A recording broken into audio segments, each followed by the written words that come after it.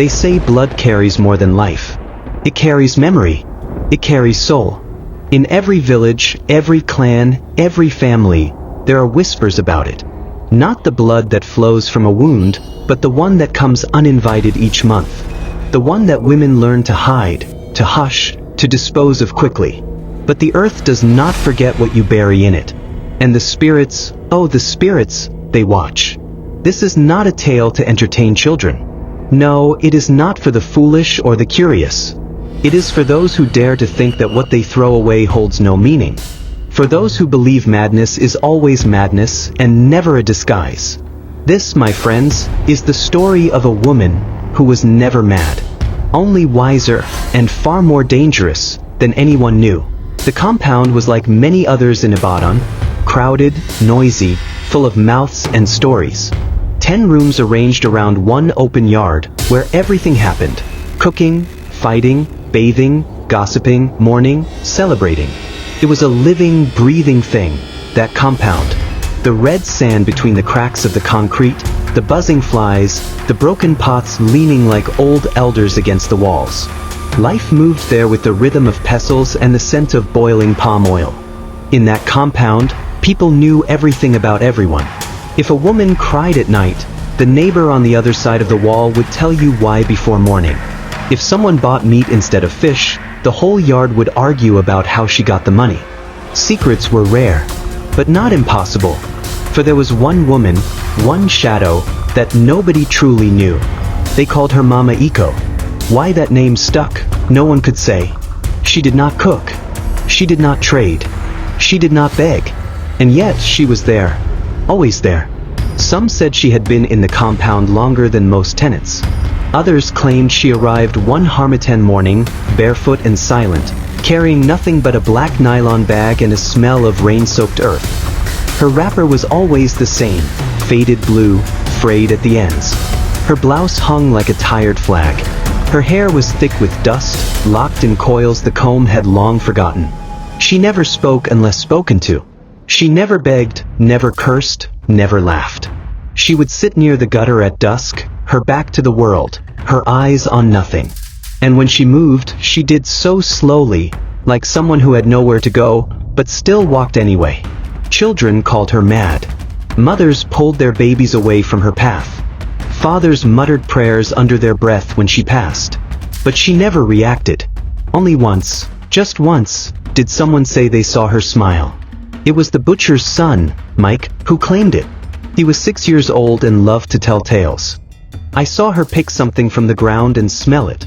Then she smiled, not like mad people smile, but like she found something special.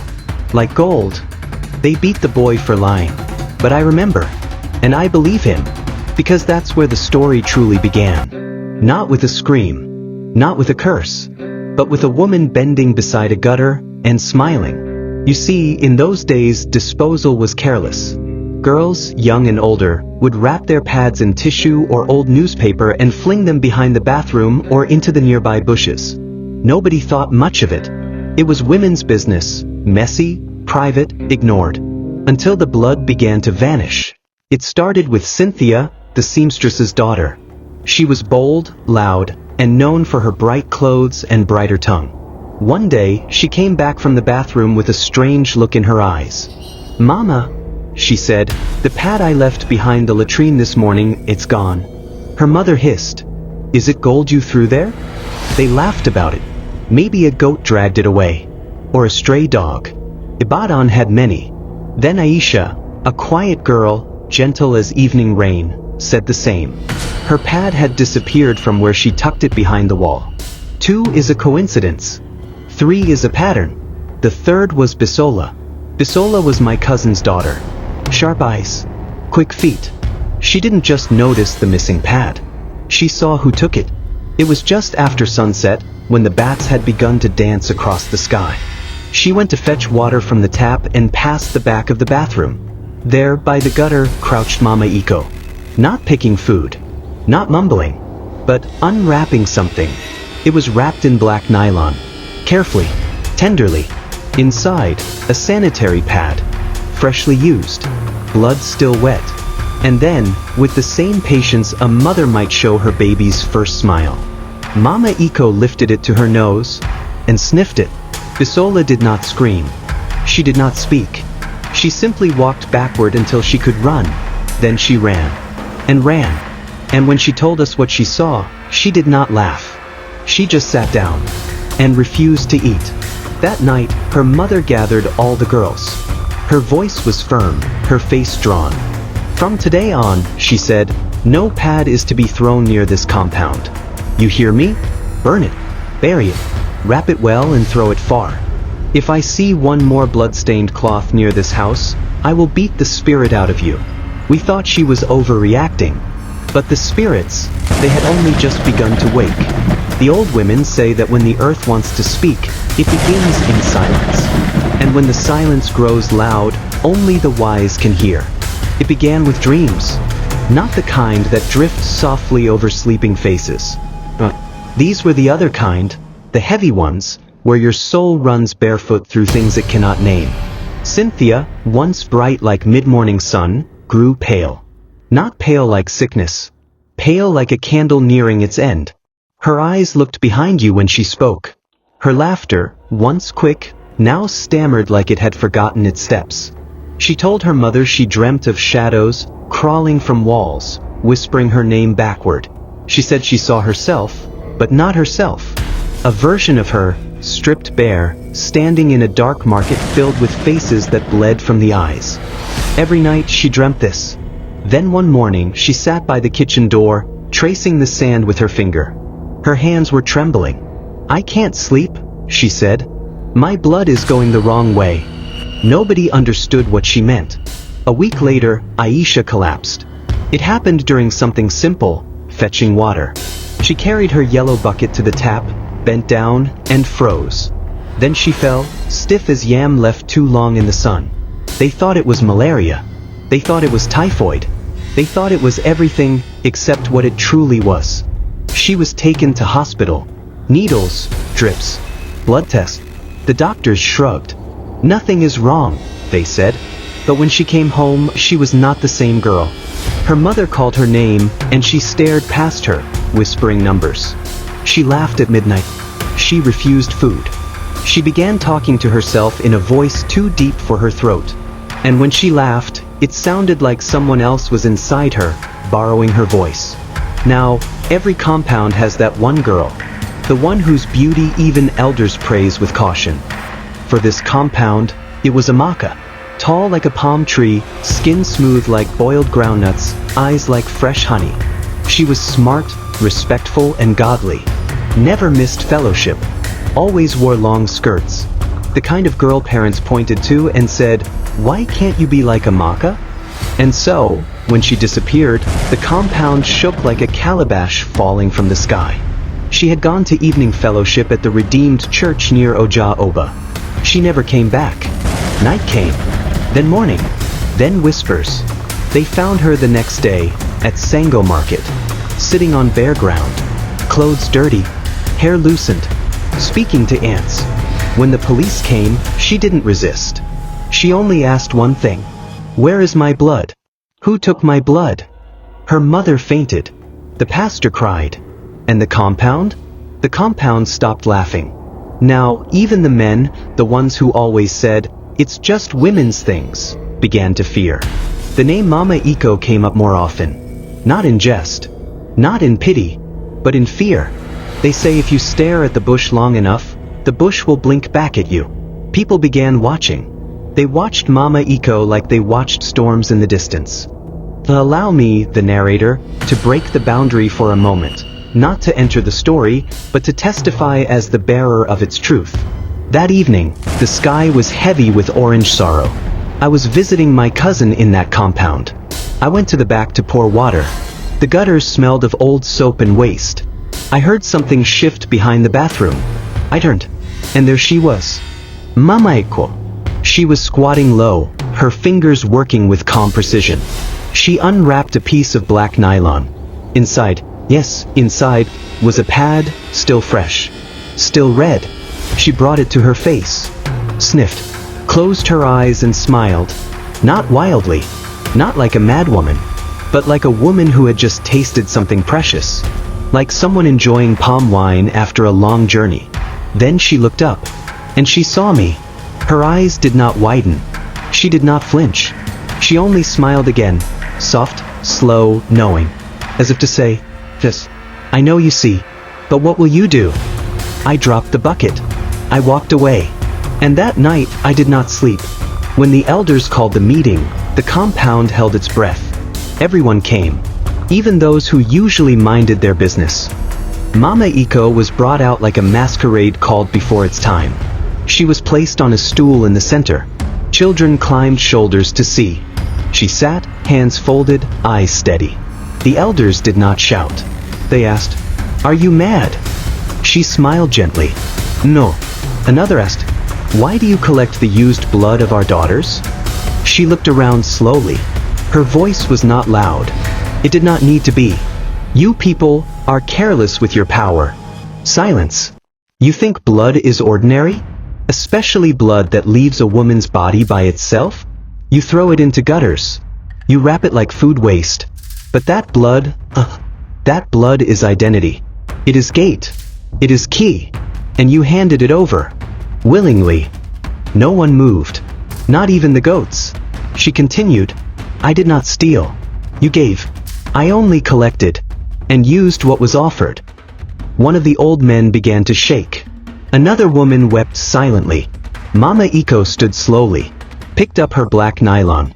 Her final words, "Some of you will heal. Some of you will not. But maybe next time, you'll learn not to throw your power into the gutter." And then she left, walked out of the compound, into the dusk, and never returned. They say when a masquerade dances too beautifully, people forget the face underneath. But not this time. No one forgot Mama Eko, because her absence echoed louder than her presence ever did. The morning after she left, the compound was quiet.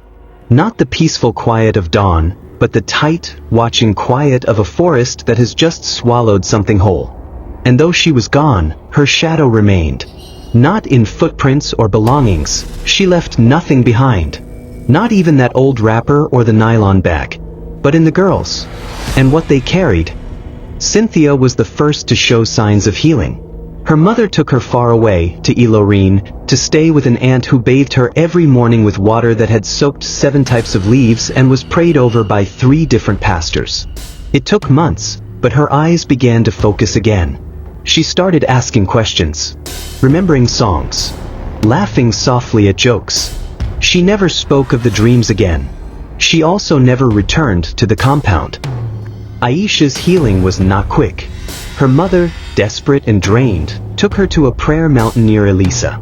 For 3 weeks, they lived there, among people who spoke in tongues and slept on bare mats. Aisha screamed in her sleep for 12 nights straight. On the 13th, she woke up, asked for yam porridge, and wept quietly for hours. She came home walking slowly, like someone who had returned from a long, heavy journey. The laughter didn't return, but the voices stopped. And that, her mother said, was enough. Amakat, however, was not so fortunate. Her beauty faded like morning dew under the hot sun. She no longer recognized mirrors. She paced the compound like a stranger in her own home, collecting bottle caps and talking to them like old friends. She sometimes asked people for her name. Other times, she screamed if you said it. The church prayed. The elders fasted. Even the local herbalist came, wearing white beads and blowing powdered chalk from his mouth. Nothing changed. The compound became quiet in a new way. Not because the children stopped playing or the traders stopped shouting, but because the girls grew vigilant.